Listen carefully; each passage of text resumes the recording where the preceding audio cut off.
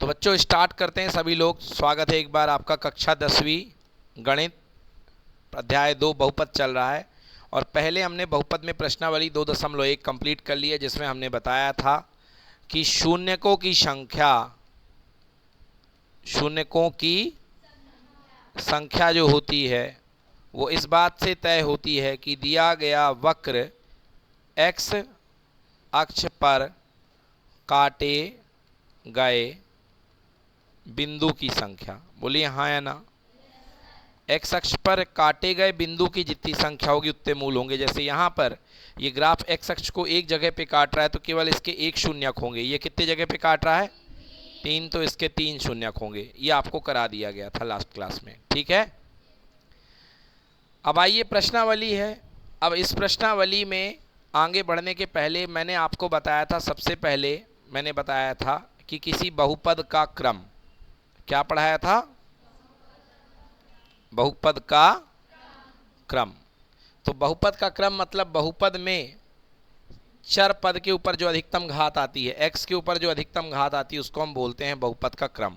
जैसे यहाँ पर देखिए, यहाँ पर अधिकतम घात कितनी है? 2, तो इस बहुपद का क्रम कितना होगा? 2 होगा। कितना होगा बहुपद का क्रम? 2 होगा। ये देखिए, सॉरी मैंने देखा नहीं, यहाँ पर घात 3 है तो इसका क्रम कितना होगा?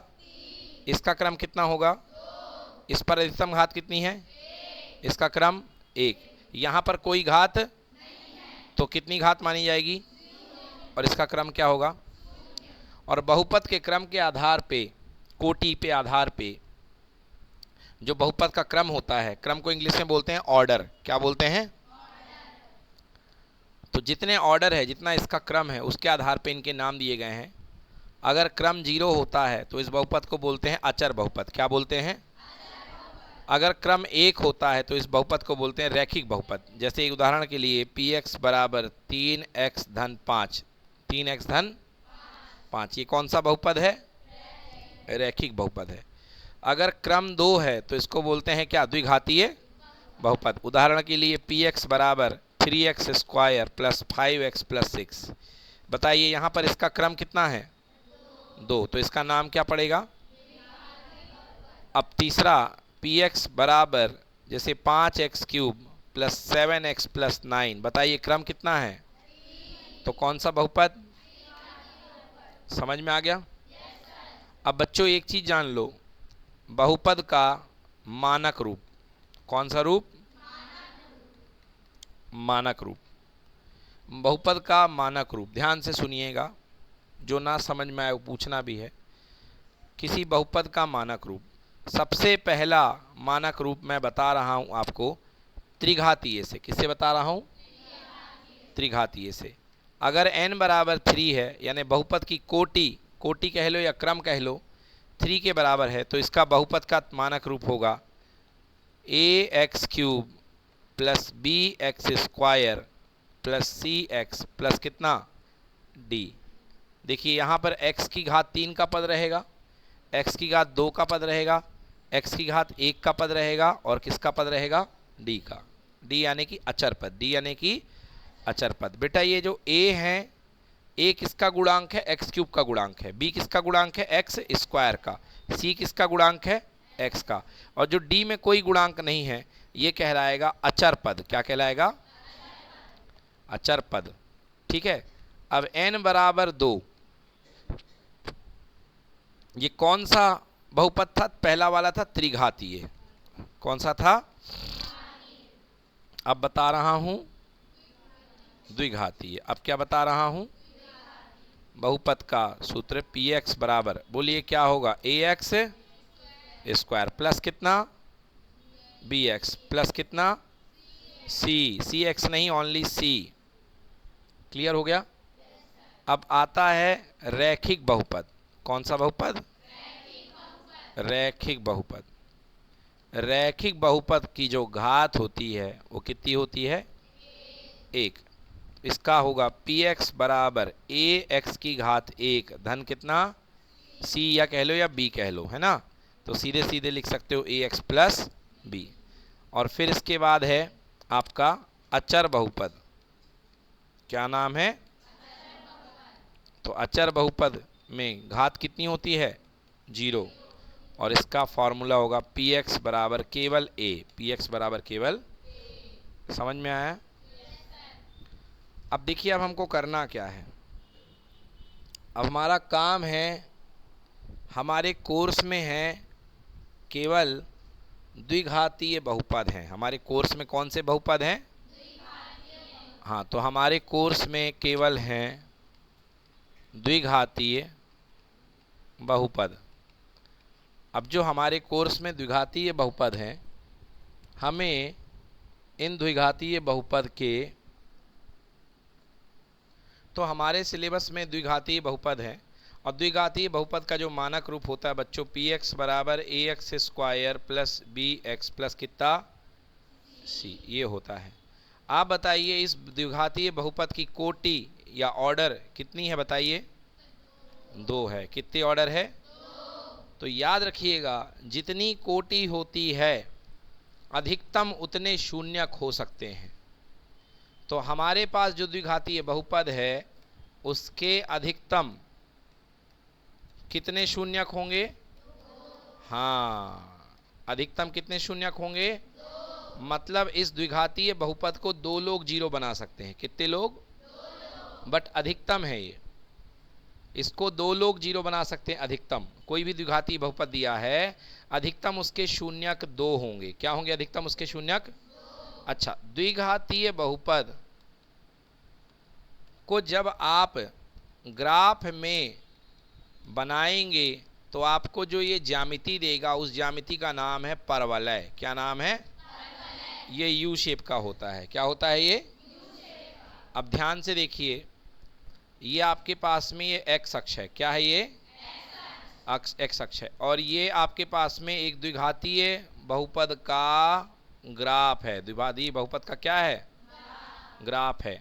मतलब इसमें जो घात है, जो क्रम है, जो कोटि है, वो कितनी है? 2। अब ये बताइए, क्या ये एक्स अक्ष को एक भी जगह काट रहा है? तो कितने शून्यक मिलेंगे आपको? कोई शून्यक नहीं, यानी 0 शून्यक। मतलब यहाँ पर कोई भी शून्यक नहीं है। क्लियर हुआ कि नहीं हुआ? यहाँ पर कोई भी शून्यक नहीं है। तो भले ही आपका द्विघातीय बहुपद है ax square plus bx plus c के रूप का, मगर ये x अक्ष को नहीं काट रहा है, मतलब कोई शून्यक। अब दोबारा देखो, बताइए कितने शून्यक हैं? 1। कितने शून्यक हैं? एक ही जगह तो टच कर रहा है। तो बताइए कितने शून्यक होंगे? 1 शून्यक। कौन सा बहुपद है? बोलो। गधों, रैखिक नहीं है, द्विघातीय है। परवलय है ना? और परवलय जो बनता है किसके लिए बनता है? ax square plus bx plus c, द्विघातीय है। तो द्विघातीय हो सकता है कोई भी शून्यक ना दे, तो यहाँ पर कोई शून्यक नहीं है। यहाँ पर कितने शून्यक? अगर यही द्विघातीय बहुपद थोड़ा सा नीचे आ जाए तो बताइए x अक्ष को कितने बिंदु पर काटेगा? तो कितने बहुपद निकले, कितने कितने शून्यक निकलेंगे? 2 शून्यक। समझ में आया कि नहीं आया? तो मैं यही कहना चाह रहा था कि आपके पास में कोई द्विघातीय बहुपद है ax square plus bx plus c, जिसकी कोटि कितनी है? तो इसमें जो शून्यक बनेंगे वो कितने हो सकते हैं? गलत बात। कम से कम कितने? 0। कम से कम कितने?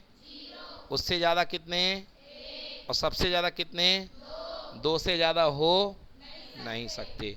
तो इसलिए मैंने कहा कि किसी द्विघातीय बहुपद के अधिकतम, अधिक से अधिक कितने शून्यक हो सकते हैं? 2 शून्यक हो सकते हैं, और कम भी हो सकते हैं, मगर 2 से ज़्यादा नहीं हो सकते। समझ में आएगा? अधिकतम 2 शून्यक हो सकते हैं। अब सवाल आता है कि सर शून्यक कैसे ज्ञात करें? सवाल क्या आता है? शून्यक कैसे ज्ञात करें? ठीक है ना? शून्यक कैसे ज्ञात करें? जैसे ये पहला सवाल है, x square minus 2x minus 8 दिए गए निम्न द्विघातीय बहुपद के क्या ज्ञात करो? और हमारे पास सवाल लिख दिया है, पहला बहुपद है px बराबर एक्स स्क्वायर -2x और माइनस का कितना 8। पूरी ताकत लगा देना इसको समझने के लिए, और बिल्कुल कुछ मत लिखना जब तक समझ रहे हो, बाद में लिख लेना, नहीं समझ में नहीं आएगा तो सब बर्बाद। तो बच्चों ये आपके पास में एक बहुपद दिया है पी एक्स बराबर x square minus 2x minus 8, और इसको हमको देखना है कि ये शून्यक कहाँ है। शून्यक मतलब ये कहाँ पर शून्य के बराबर हो जाएगा। x की जगह क्या खिलाया जाए कि क्या हो जाए, ये 0 हो जाए। क्या हो जाए? 0। तो पहला काम आपको करना है, सबसे पहले आपको मानक द्विघातीय बहुपद लिखना है, मानक रूप। तो मानक रूप क्या होता है आप जानते हो। जो मानक रूप होता है द्विघातीय बहुपद का, बोलो ax square plus bx plus C होता है कि नहीं होता? मानक रूप होता है ax square plus bx plus C. बोलो यहाँ पर a का मान कितना है? हाँ, अब गलती करी तुम लोगों ने। देखो a जो है एक्स स्क्वायर का गुणांक है, तो जो एक्स स्क्वायर के साथ गुणे में हो उसको बोलते हैं गुणांक। यहाँ पर एक्स स्क्वायर के साथ कुछ गुणे में नहीं है, और जहाँ कुछ नहीं होता वहाँ कौन होता है? 1। तो बताओ a का मान कितना दिखा? b का मान कितना दिखा? कितना दिखा b का मान? x का गुणांक, x के साथ b चिपका है, यहाँ x के साथ कौन चिपका है? 2 बोलने वाले 2 ना बोलें, वो -2 बोलें चिन्ह के साथ। क्या बोलेंगे? चिन्ह के। हाँ, और c का मान कितना? -8। c का मान कितना?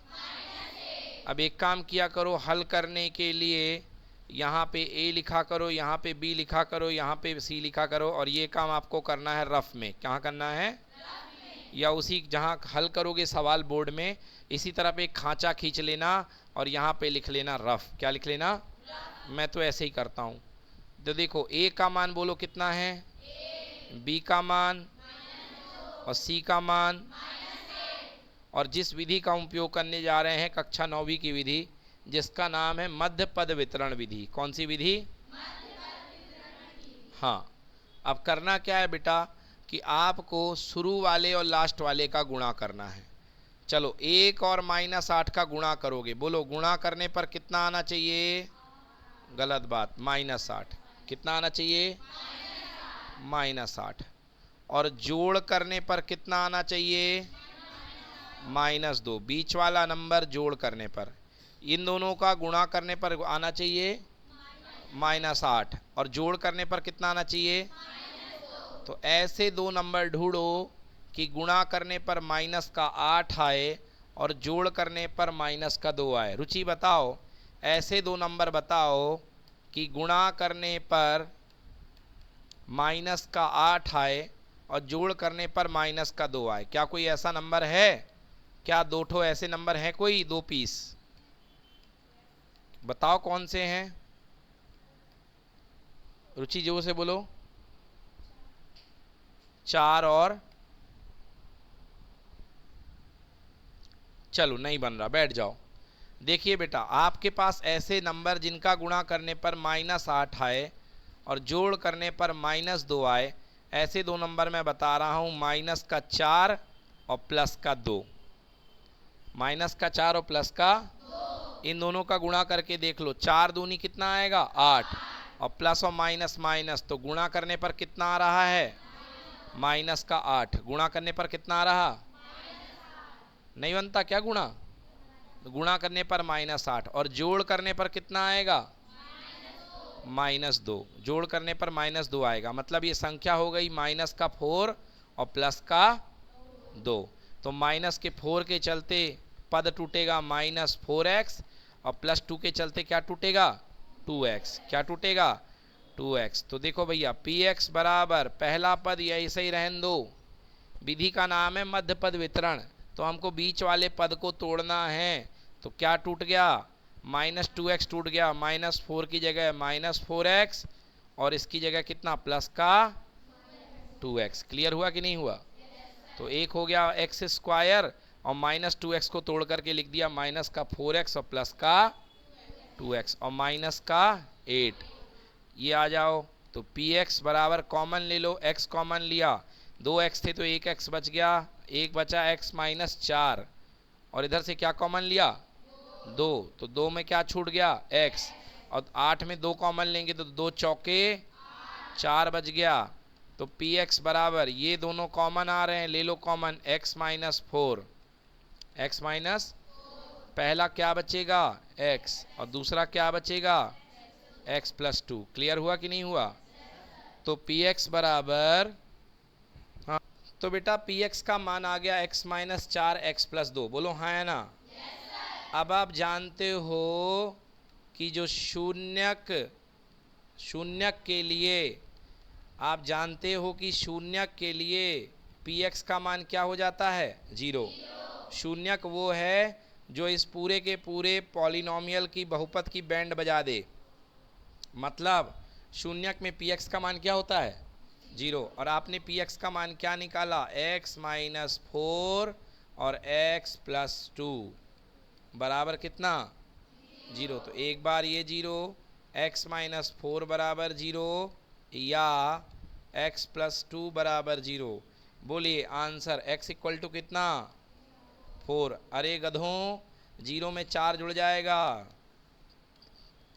0 प्लस 4, तो आंसर x बराबर कितना हो गया 4, और x बराबर 0 माइनस 2 हो गया, तो x बराबर कितना, क्लियर हो गया?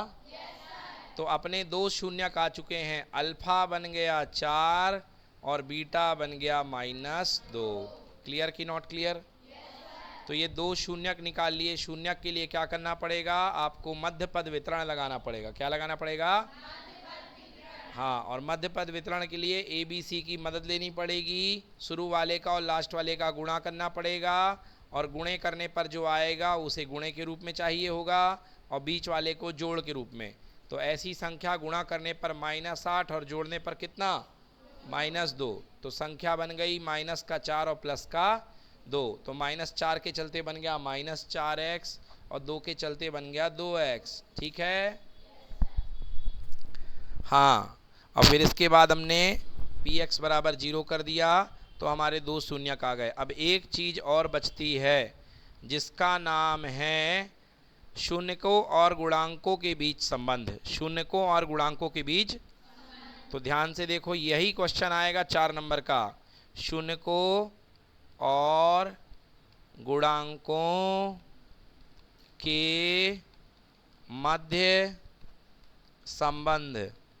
बच्चों ये बताओ कि शून्यक क्या आए हैं? शून्यक आए हैं अल्फा और बीटा। बोलो हाँ है ना? तो शून्यक होते हैं अल्फा और बीटा, और जो गुणांक होते हैं आप जानते हो वो होते हैं ए बी सी। क्या होते हैं?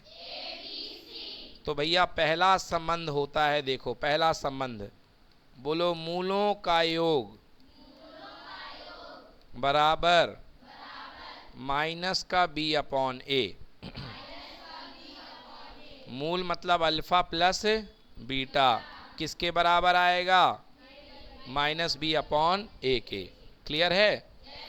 और दूसरा संबंध, दूसरी रिश्तेदारी होती है, बोलो मूलों का गुणन बराबर c अपॉन ए। मतलब अल्फा गुणे बीटा काहे के बराबर आएगा? ठीक है? अब आइए इसी सवाल को हम, इसमें यही रिश्तेदारी सत्यापित करते हैं, क्योंकि अभी तक हमने मूल निकाले हैं, अभी तक हमने शून्यक निकाले हैं, और हमारा शून्यक आया -2 और 4। ठीक है? अब हम करते हैं संबंध स्थापित करते हैं, शून्यकों और गुणांकों के मध्य संबंध। ठीक ना? तो उत्तर हमारा पीले कलर के पेन से चल रहा है, तो मैं लिखूंगा शून्यकों तथा गुणांकों में संबंध। में क्या संबंध? पहला संबंध होता है अल्फा प्लस बीटा बराबर होना चाहिए काय के? -b अपॉन ए के। पक्का? चलो हल करते हैं। बोलो अल्फा कितना आया है 4, बीटा कितना आया है -2। ठीक है? यहाँ हल करो, बोलो 4 में 2 ऐड हो गया, कितना आएगा? 4 में -2 ऐड हुआ, कितना आएगा? 6। बेटा जो 6 बोलने वाले हो ना, वो संन्यास ले लो अभी से।